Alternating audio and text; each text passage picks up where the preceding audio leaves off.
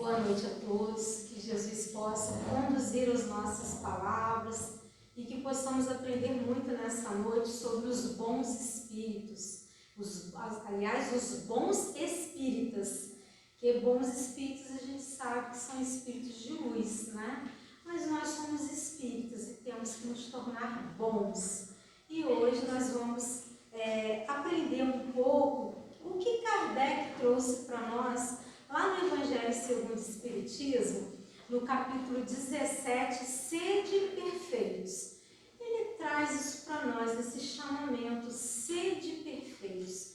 Jesus trouxe esse chamamento para que nós pudéssemos ser perfeitos, assim como é o Pai que está no céu, seguindo os mandamentos, os ensinamentos, os exemplos dele. Ele deixou uma moral evangélica linda de amor, de benevolência, de fraternidade para nós, né? Para que pudéssemos ter uma jornada evolutiva mais tranquila, né? Passos mais assertivos, mas nós fazemos as coisas às vezes enrolar um pouco, complicar, temos muitos desafios a vencer por causa da nossa teimosia, das nossas escolhas às vezes equivocadas, dos atalhos que nós queremos, né, percorrer. E diante desse capítulo Sede Perfeitos, e vocês vão ouvir muita coisa boa se falar, nós, por exemplo, ouvimos aqui, né, com a Ivone o Caracteres do Homem, né,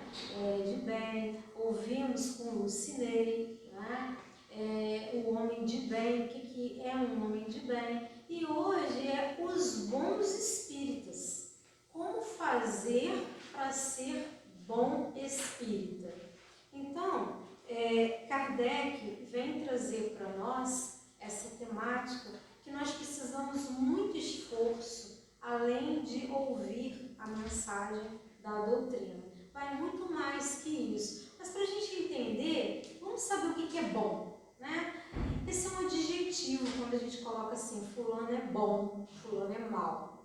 Então, bom é um atributo de um indivíduo que ele é benevolente, ele é fraterno, ele é justo, ele é misericordioso, ele é indulgente. Ou seja, ele tem características o quê? Do homem de bem, que o Cinei falou muito bem, o caracteres dos homens de bem, a Ivone também trabalhou bem. Então, assim, tudo isso que o Evangelho traz são caminhos norteadores para que nós possamos ser mais felizes na Terra.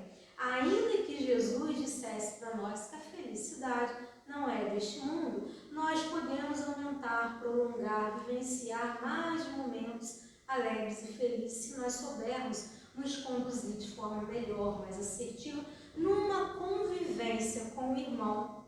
E esse irmão é aquele que às vezes está muito mais perto que nós passamos muito mais tempo que ele. Que primeiro núcleo é a família, segundo é o lugar que nós vamos estar mais tempo do nosso dia, seja num colégio, numa faculdade, seja num trabalho, né, seja numa relação social.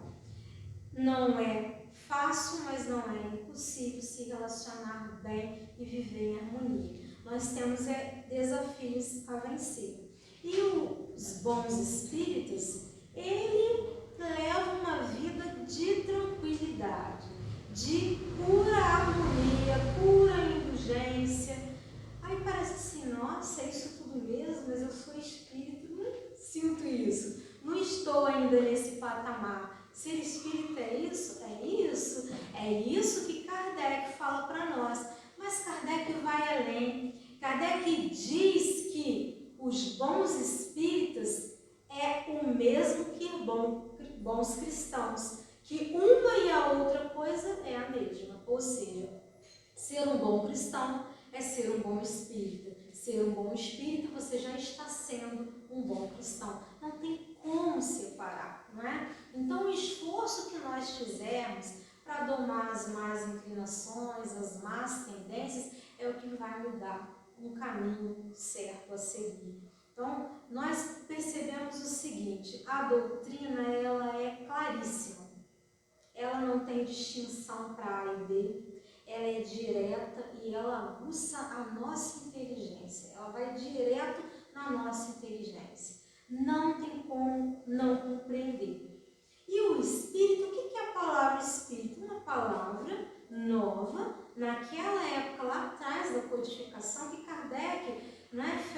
denominar aqueles seguidores do Espiritismo, né? Então tem só 167 anos, mais ou menos, né? Foi em 1867, 18 de abril, o primeiro livro. Olha bem. Então, essa doutrina codificada por Kardec, que ele traz para nós, essa teoria maravilhosa, antes não tinha tantos termos. Foi preciso termos novos para uma nova doutrina. E nós somos espírita, porque a doutrina é dos espíritos. E para nos distinguir daqueles irmãos que tinham uma religião espiritualista. Então, nós temos duas categorias para entender essa questão da espiritualidade. Nós temos aqueles que vão entender um pouco superficialmente a questão espiritual, os fenômenos das manifestações, mas ele não vai adentrar aquele conhecimento profundo. Eu tenho aqueles outros que vai adentrar a profundeza dos conhecimentos, vai estudar a fundo, estudo sistematizado da doutrina espírita, vai estudar desde lá da origem, do desenvolvimento, etc. Né? E não vai ser um PhD, porque não existe formação assim na doutrina espírita, porque nós somos espíritos imortais, né? Eternos, e aí como é que fica o conhecimento? Também, porque cada reencarnação é uma bagagem maior de habilidades, de conhecimentos, de capacidades e atitudes novas a serem aprendidas e exemplificadas. Então, esse conhecimento é igual a nós. Nós nunca estaremos prontos, acabados. Mesmo quando nós nos tornarmos espíritos perfeitos, nós teremos outras lições e outros conhecimentos e vamos descobrir outros mistérios da divindade, que até então o nosso intelecto, a nossa inteligência não é capaz de codificar e decodificar nenhuma mensagem divina, porque agora que nós descobrimos o seu sentido, né? Mais de 160 anos, pouquíssimo tempo, não é verdade? Nós sabíamos que nós tínhamos quais sentidos? Olfato, visão, paladar, audição e tato. E agora a mediunidade, que ainda se divide em quantos tipos? 13, 18, 20? Nós não conhecemos todos os tipos de mediunidade. Nós podemos começar a falar aqui psicografia, psicofonia, desdobramento, dupla vista, vidência, clarividência. Mas não para por aí. Nós não conhecemos tudo, viu? Que nós não estamos prontos e acabados. Então, como que eu vou pensar? Mas então, como que eu vou ser um bom espírita se eu preciso adentrar nesse meio e ter tanto conhecimento, ter tanta busca assim de saber? Então, eu nunca vou estar pronto, eu nunca vou ser bom espírita. Veja que o espiritismo, ele não depende de grau de instrução. Ele não depende de escolaridade. Ele não depende de idade. Então eu vou ter aquela pessoa muito capacitada, muito culta, com N informações nos bancos da faculdade. Né? Ele é médico, ele é cientista, ele é engenheiro, ele é advogado, mas ele não entende nada da doutrina espírita. Mas com tantas faculdades intelectuais concluídas e não entende por quê? Porque ele não tem uma sensibilidade, uma questão de moral sensível para perceber as questões da manifestação, as questões dos efeitos, essa questão toda que está desde lá do início, que Kardec era muito cético nessa questão, foi convidado por pessoas intelectuais, doutores da lei, nos bancos escolares, juízes, citava todo esse povo intelectual estudando e falou que tinha fenômeno que a mesa saía dançando, rodopiando, vou lá ver. E foi o quê? Com a incredulidade, porque até que provasse que a mesa tinha nervo, tinha mente, tinha pensamento e pudesse fazer aquilo ali movimentar, ele ia se dar com razão. E aí ele fez toda uma mensagem codificada, um trabalho imenso para poder trazer hoje para nós como que nós devemos ser um bom espírito. Então, esse bom espírito, dentro dessa questão da intelectualidade, muitos vão ler e não vão decifrar, não vão entender a mensagem. Outros, às vezes, sem a escolaridade até concluída, vai ler, nossa, mas isso significa assim, assim, assim. Como que é simples, como que é fácil. E ele entende a doutrina espírita. Por que isso? Porque ele está tendo esse acesso primeiramente com a doutrina? Não, é uma bagagem que ele traz de vidas pretéritas. Lá atrás, talvez, ele foi um que ajudou, foi um precursor, porque a doutrina formatada dos espíritos, do espiritismo, nós conhecemos um pouquinho mais de 160 anos, mas ela já existia lá atrás. Porque a mediunidade, ela é para todo ser vivente.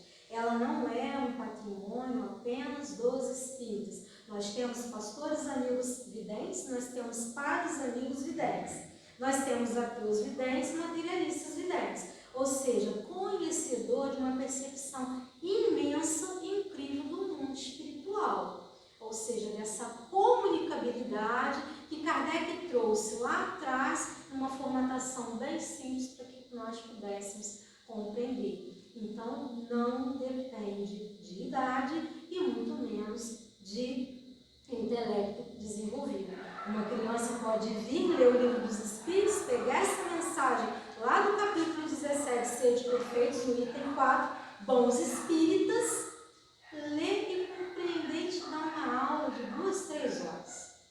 E às vezes uma pessoa mais madura, né, de 60 anos, de 40, de 80, na doutrina espírita, assistindo palestras trocentas vezes.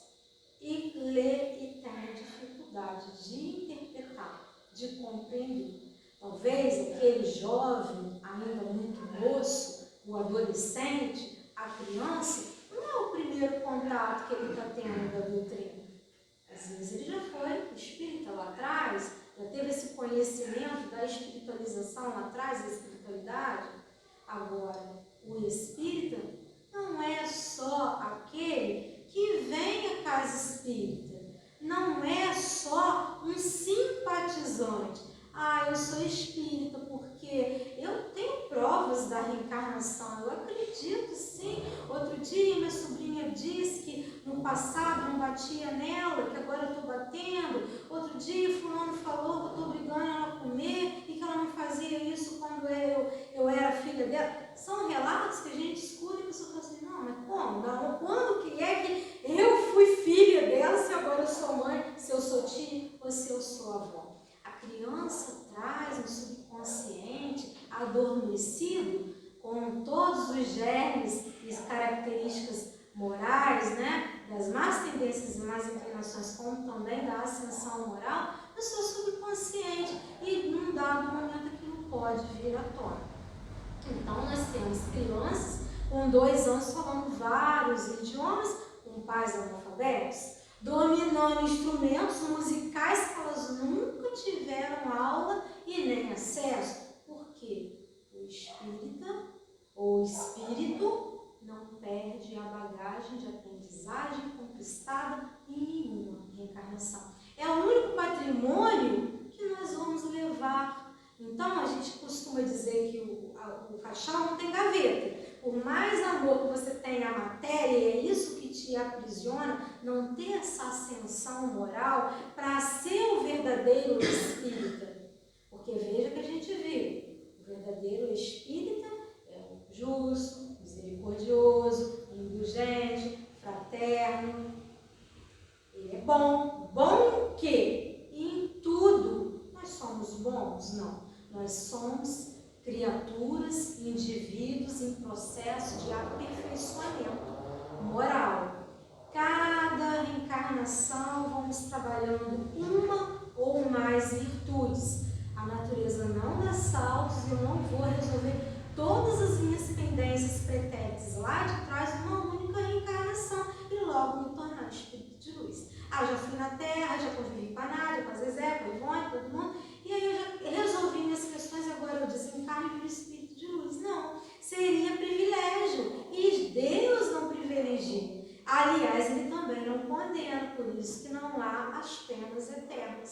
ou seja, o martírio, o suplício, é por tempo determinado, até que você o quê? Se arrependa, peça ajuda, aceite a mão estendida para você, porque vai existir uma mão ou várias estendidas para todos nós, com qualquer equívoco moral que tenhamos cometido nessa trajetória terrena, do outro lado. Então, o que a doutrina espírita faz conosco? Que somos adeptos, somos simpatizantes ou somos estudiosos e praticantes? Porque tudo isso que a gente falou aqui não existe diferença. Existe, eu simpatizo com a doutrina espírita, mas eu sou católica.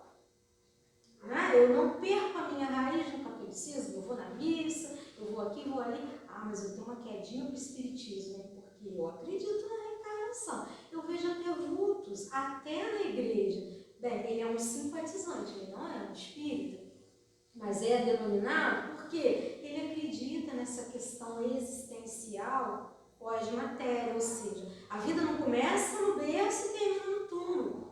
Existe antes e existe depois. Então, quando a doutrina espírita vem e mata a morte, ela traz para nós a esperança e a consolação. E essa esperança e essa consolação dá um embasamento firme, sólido, capaz de nos impulsionar, influirmos ao bem, para que nós possamos nos tornar esses espíritas bons. Então, os bons espíritas dá trabalho. Não é só sentar, ouvir e parar e ir embora, porque eu preciso refletir. Refletir dá trabalho, porque quando eu cometo um equívoco moral com o irmão, não é a doutrina que diz para mim: você errou, você está condenado. Não, é a nossa consciência. Nossa consciência. Rodrigo, atende para mim. É a nossa consciência. Por quê? Porque essa consciência que nos vai permitir essa bagagem que a gente aprende aqui sentado ou aqui na frente falando para os ouvidos mais próximos, para que nós possamos refletir o quê? Opa, eu agi errado hoje. Porque eu preciso seguir o que Santo Agostinho me ensinou, o que Madre Teresa, Irmã Dulce, não é? Jesus, vai para dentro do seu quarto, fecha a porta, fala os teus problemas para Deus, né? Fala com quem mais vai resolver, vai te ajudar, vai te iluminar a consciência, vai trazer a tua resposta. Temos anjos, irmãos na terra que nos auxilia na caminhada assertiva, nas nossas escolhas, nas nossas respostas, mas não podemos esquecer o Deus Pai de misericórdia. E muitas das vezes nós fazemos aqueles atalhos nas escolhas do caminho e fazemos atalhos também na hora de pedir, de louvar e de agradecer dentro da própria prece. Né? Porque é mais fácil pedir para o santo X, Y, para o mentor A e B, para o anjo da guarda, e não ir direto ao Pai, porque será uma vergonha moral dos equívocos ainda que eu trago no meu ser. Mas dentro desse ser que somos nós, não tem só equívocos morais. Já tem uma centelha vivaz de amor plantada lá dentro, que ela está ali pronta a crescer, né? A germinar para dar frutos, para ter flores, para florescer. Mas eu preciso o quê? Dar um impulso. E esse impulso ele só se faz com a ação. Então a doutrina espírita, ela nos convida a nos impulsionar mais e mais. Nos tornar criaturas melhores. Como? Com a prática do bem, com a prática da caridade. Aliás, ela vem nos trazer a informação que não tem como melhorar a má tendência, a má inclinação sem a prática da caridade. Não tem como eu desvencilhar e romper o cordão na paz umbilical ligado com o meu obsessor, com aquele irmão que me perturba, que quer às vezes até que eu vá para o lado de lá, ao lado dele, para que ele possa sobrepor mais a minha vontade, o meu livre-arbítrio. Não tem como se eu não mudar a minha atitude. e ser benevolente, fraterna, caridosa, justa. Porque se eu tenho um Pai Nosso, que é uma oração universal, que eu peço perdão a Deus o tempo todo, tem uns que usam essa oração todos os dias, e aí tem aquele trecho: perdoar as nossas ofensas, à medida que perdoamos a quem nos tem ofendido. Mas eu não perdoo quem me ofendeu. Eu quero que alguém me dê o perdão, que Deus me perdoe, mas eu quero que Ele veja que eu fui injustiçado, que o outro me prejudicou, que ele resolveu alguma coisa no meu lugar, porque às vezes eu não quero sujar as mãos, às vezes eu percebo que eu não tenho mais essa condição lá da época primitiva que eu tinha, né? Quando eu estava no mundo primitivo, já houve uma evolução, então hoje eu tenho vontade, mas não faço. E aí eu entrego para Deus. Eu entrego para Deus os problemas, mas os problemas assim, Deus está vendo. Isso é perdoar? Não. Então, Deus também está vendo o que eu fiz. E aí, como é que fica esse acerto? Então, a doutrina espírita, ela nos esclarece que nada fica impune. E hoje nós vemos irmãos sendo presos injustamente. Né? Nós temos nosso irmão ali. Quantos, né? Assim, policial, quantos foram presos injustamente? Será injustamente? Talvez até que prove por A e B, essa pessoa passa 3 meses na prisão. 1 ano, 2, 3, 8. E é injustamente. Depois prova, não foi ele que matou, não foi ele que estuprou, não foi ele que roubou. Ou seja, não foi ele que causou o mal social para receber aquela sanção, que é a punição social. Mas da onde? Por que ele foi preso? Injustamente. Se ele é inocente. E o erro lá atrás? Ele não ficou impune lá atrás? Ele não se safou de uma série de criminalidades, de causas errantes lá atrás? E agora? Ele tem que vir e ajustar. Jesus não disse: a colheita é obrigatória? Vamos semear livremente. Nós temos o presente de Deus, livre-arbítrio. Pode semear, semeia à vontade. Só precisamos de quê? O bom espírita escolher as sementes certas. Sementes que vão dar frutos, que vão florescer, que amanhã você reencarnando, você vai colher. Que mundo nós estamos deixando para os nossos netos? Que talvez esses netos ou bisnetos seremos nós mesmos. Mas como assim? Então você vai, mas você volta. Volta como? Num novo corpo, preparado para você, na maioria das vezes, na mesma constituição familiar que você deixou, que talvez você tenha uma pendência ou não. Se você tem uma família e resolve todas as questões morais com ela, afetivas e emocionais, e vive num mar de rosa, porque tem família que a gente olha, gente, que família linda. É o projeto ideal de Deus. Todo mundo ri, todo mundo se abraça, todo mundo conversa, todo mundo tem respeito, vive numa harmonia maravilhosa. E tem aquelas famílias que a gente olha, meu Deus, será que Deus não está presente? Olha só, o pai não se dá com o filho, a mãe briga, a mãe bate, a mãe expulsa, a mãe espanca, a mãe joga no lixo, e vice-versa. E aquela família vive num conflito. Quem vai nascer com quem? Todos, talvez aqueles que se ajustaram, não precisam mais ser da família. E aí eu tenho aquela afeição maravilhosa pela Nádia, não é da minha família, eu gosto dela de graça. De graça não é, nós vivemos uma vida de relação lá atrás da família ou de amigos, e hoje eu gosto de graça, né? Eu amo, não precisa ter. Quando eu olho para outra pessoa, nossa, não sei porquê, meu santo não bateu com fulano. Até parece que espírito tem isso, né? Santo, não tem, né? É a mania de falar que as pessoas usam, né? São rótulos. O santo não foi com a cara de fulano, nunca viveu, conviveu, você não sabe nada da tua vida, você não sabe nada da vida dela. Você tem uma repulsa, uma animosidade, sabe? Um evitamento, assim como do outro lado nós evitamos irmãos desencarnados também, aqui na Terra também, porque nós somos o que somos. Levamos para o outro lado a bagagem conquistada na vida terrena.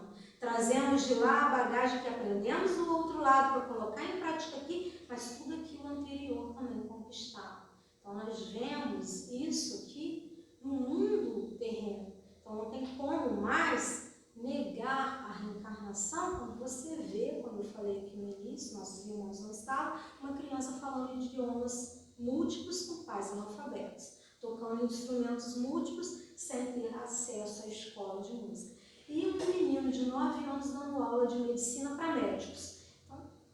Então a reencarnação não tem como contestar, não tem como mais ter refutações, igual tivemos lá, inúmeras, e todas caíram por terra no livro dos Espíritos no início, porque tudo é comprovado cientificamente. Agora, que legado eu estou deixando, que legado eu vou levá-lo, que espírita bom eu estou sendo, capaz de colocar a consciência no travesseiro e dormir tranquilo. Meu dia foi bom, só tive virtude, fui um homem 100% virtuoso.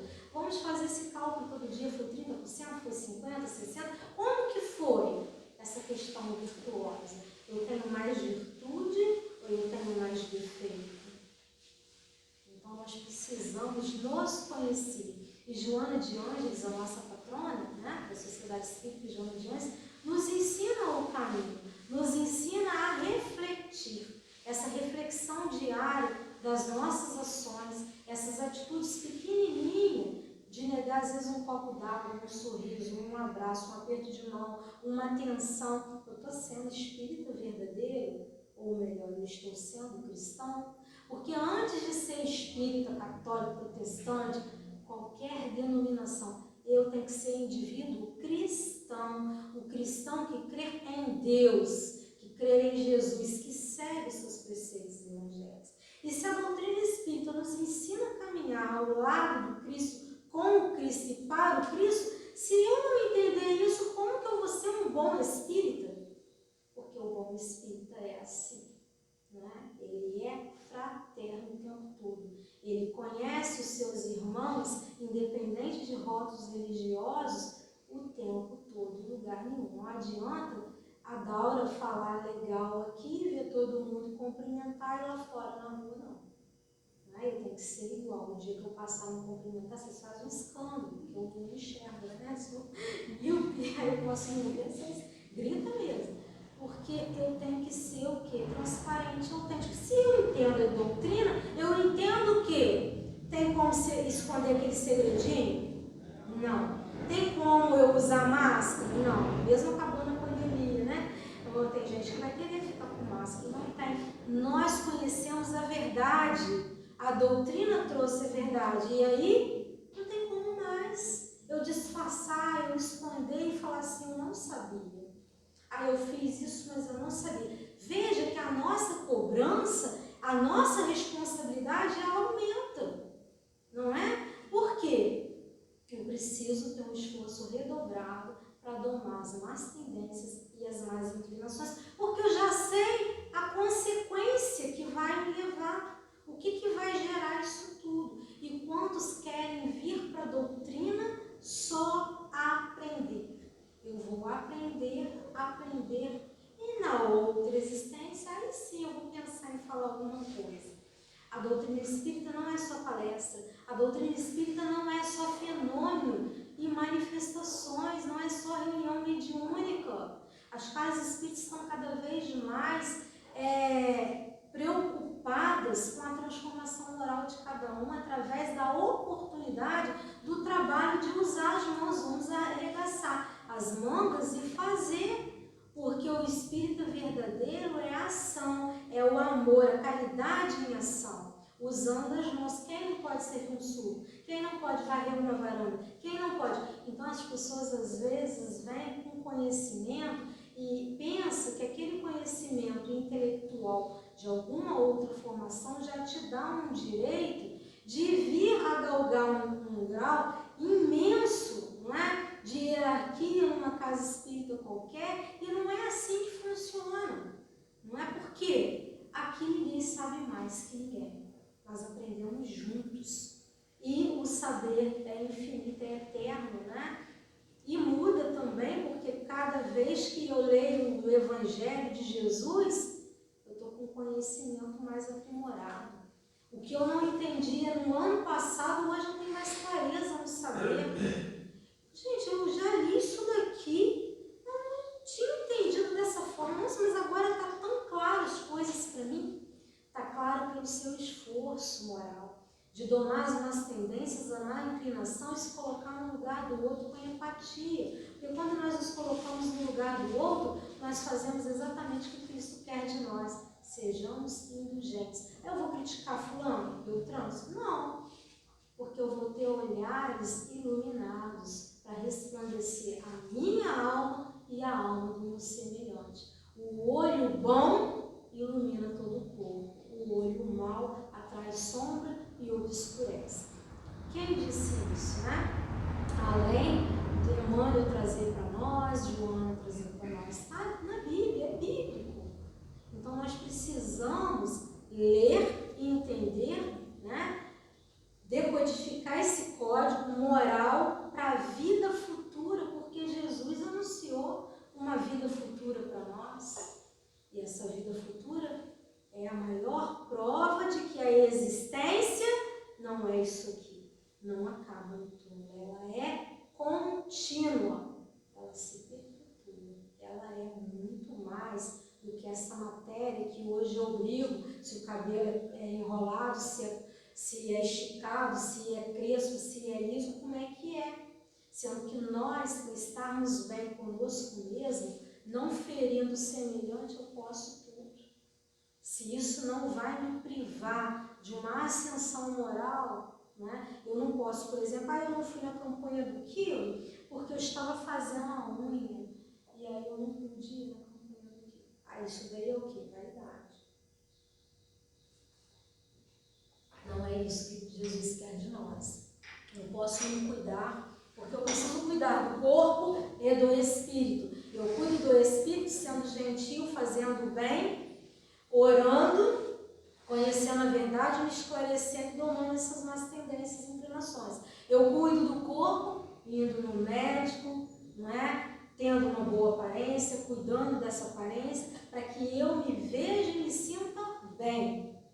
Agora, eu não posso tornar-me escravo desse corpo que a terra vai comer, a ferrugem vai corroer, e essa tabela periódica toda que tem constituída no nosso corpo físico, todos os elementos estão em nós. Eles vão formar outros micro-organismos, ou seja, não existe ressurreição, porque senão todos iam ter que se decompor, né? Se mutilar para me formar novamente, e aí alguma doença, toda estrupiada, eu vou voltar assim. Não é essa a reencarnação, a ressurreição, né, que está lá na Bíblia, que foi trocada pela palavra reencarnação. Porque a rainha, né, terceira, ela não aceitava que ela pudesse voltar como uma escrava, porque ela fez mal aos seus subordinados. Então imagina se aqueles subordinados pensassem que os papéis se invertem. Que esperança que eles teriam?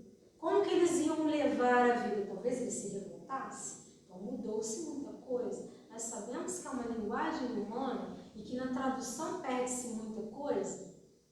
Não é verdade?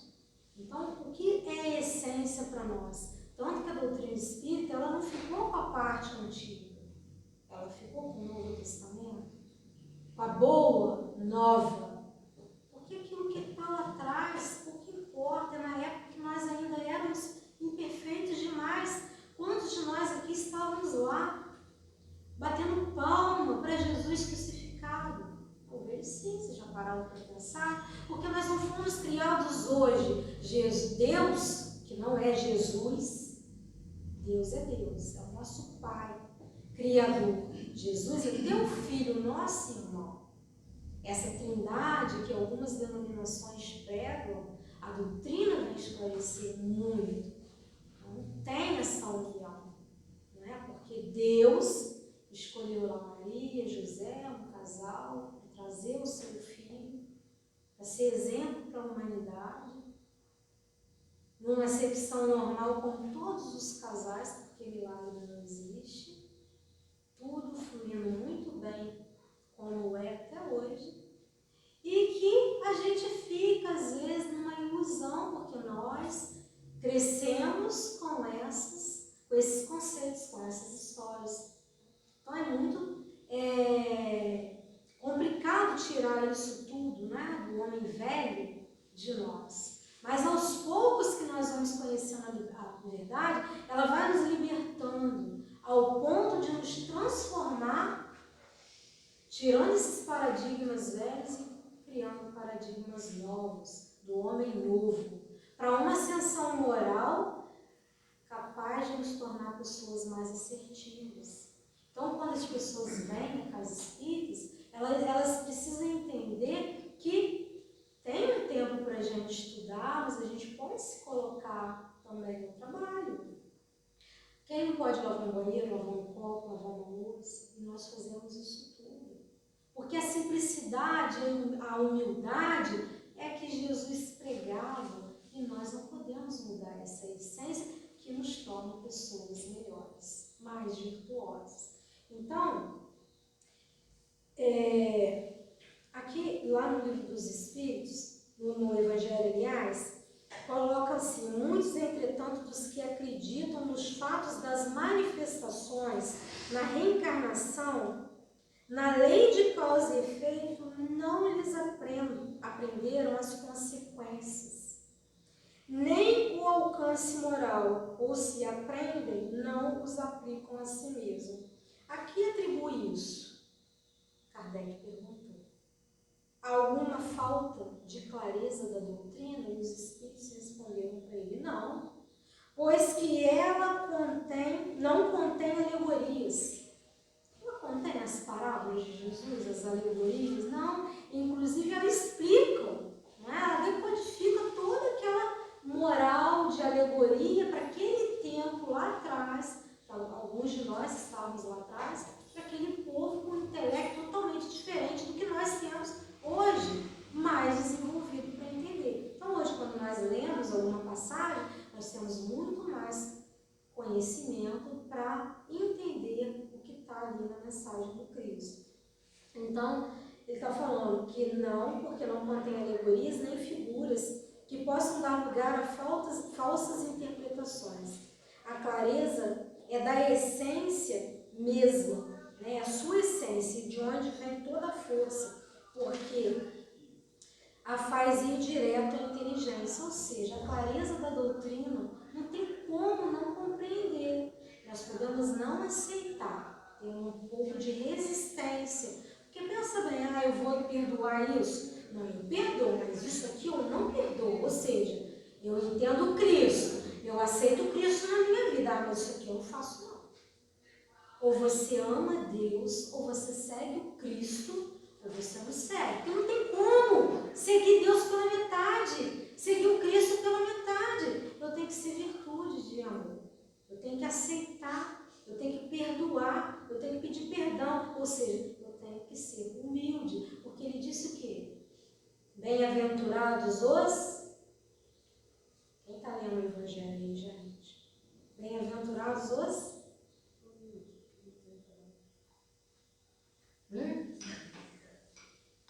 Ele falou tanto das boas aventuranças, não falou? Bem-aventurados os aflitos, bem-aventurados os que choram, bem-aventurados os simples, os humildes, os pacificadores. Vocês não lembram, né? Ele não falou para vocês, não? Mas qual? Os pobres de espírito, né? Olha quanta coisa Jesus falou para nós. Nós estamos seguindo? Estamos pacificadores? Se fosse eu ia lá, batia no carro. Pô, você viu a fechada que o outro deu? Estou sendo pacificador. Às vezes eu xingo no trânsito, brigo no trânsito, humilho a mãe do outro, não tenho paciência, não tenho indulgência, saio burlando a lei. E eu estou fazendo o que Jesus disse para mim ser, de fato, um bem-aventurado e ter a bonança, a graça do outro lado? Mas ele falou para todo mundo, ele falou só para espírita, não.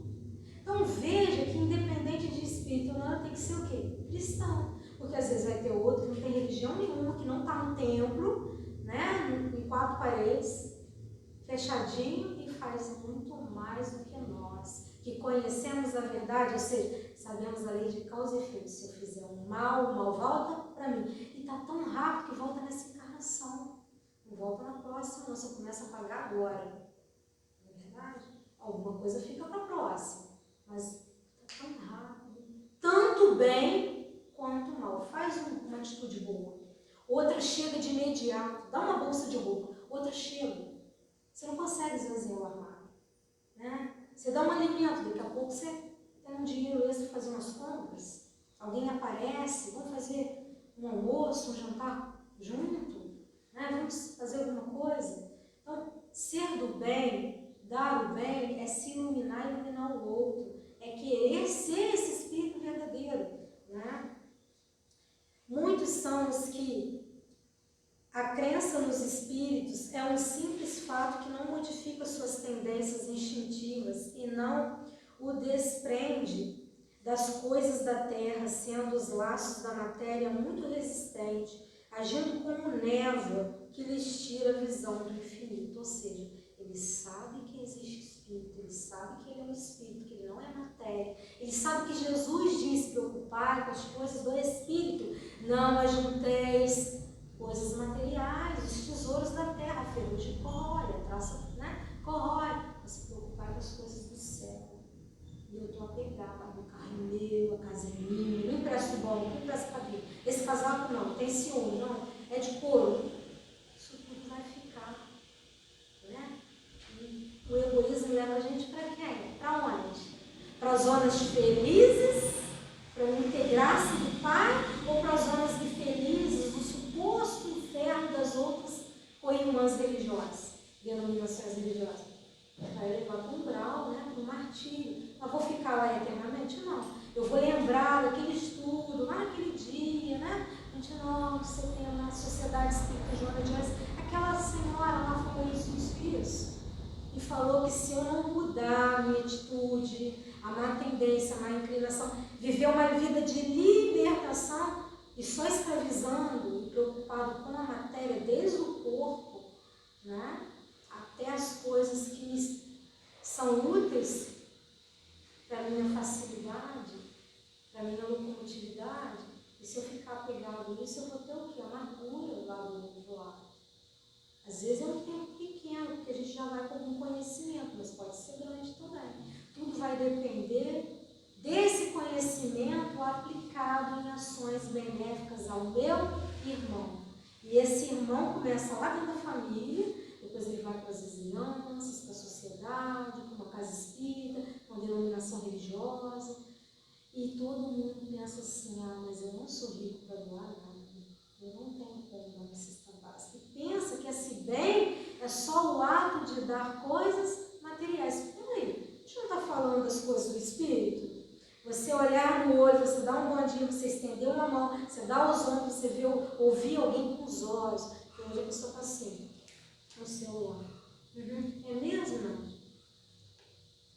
E nós se preocupamos com quem está longe e não damos atenção a quem está do lado. Quando a gente pega a pessoa do lado, o papai, a mamãe, o vovô, o titi, o filho, a gente fala: poxa, eu tinha que ter amado mais.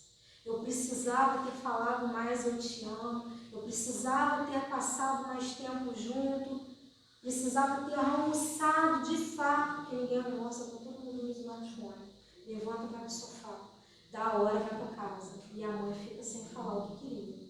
Depois ligo para você. E aí? Isso é vivência? Isso é eu te amo? Não, isso não é eu te amo. Até quando o outro tem que dizer eu te amo, sendo subserviente e servindo tudo, fazendo tudo para mim. Então, a doutrina espírita, ela parece mágica, porque ela te ensina a se conduzir num caminho de luz, de prosperidade, de autoiluminação, de autotransformação.